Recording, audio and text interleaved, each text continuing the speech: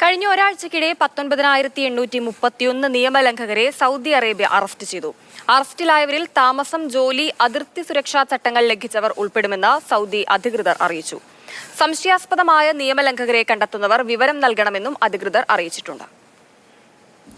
ഔദ്യോഗിക റിപ്പോർട്ടനുസരിച്ച് താമസ നിയമങ്ങൾ ലംഘിച്ചതിന് മാത്രം 11,358 പേരെ അറസ്റ്റ് ചെയ്തു. 4,994 പേർ അനധികൃതമായി അതിർത്തി കടക്കുവാൻ ശ്രമിച്ചതിനാണ് അറസ്റ്റിലായത്. 3,479 പേർ തൊഴിൽ സംബന്ധമായ നിയമലംഘനത്തിനും അറസ്റ്റിലാവുകയുണ്ടായി. അതേസമയം മൊത്തം 18,489 പേരാണ് അറസ്റ്റിലായത്.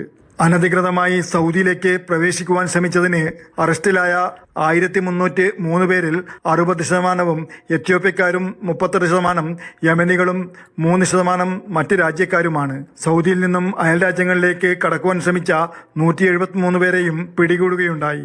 നിയമലംഘകരെ കടത്തിക്കൊണ്ടുപോയതിനും അഭയം നൽകിയതിനും 35 പേരെ കസ്റ്റഡിയിലെടുത്തു. രാജ്യത്ത് അനധികൃതമായി കടക്കുവാൻ ശ്രമിച്ചവർക്ക് ഗതാഗതവും പാർപ്പിടവും ഉൾപ്പെടെ സഹായിക്കുന്നവർക്ക് പരമാവധി 5 വർഷം വരെ തടവും 10 ലക്ഷം റിയാൽ വരെ പിഴയുമാണ് ഈടാക്കുക. വാഹനങ്ങളടക്കമുള്ള സ്വത്തുക്കൾ കണ്ടുകെട്ടുകയും ചെയ്യുമെന്ന് സൗദി ആഭ്യന്തര മന്ത്രാലയം അറിയിച്ചു. നിയമലംഘനത്തെക്കുറിച്ച് വിവരം ലഭിക്കുന്നവർ 911-999-996 എന്നീ നമ്പറുകളിൽ അധികൃതരെ വിവരം ധരിപ്പിക്കാവുന്നതാണ്. Mathrubhumi news, Riyadh.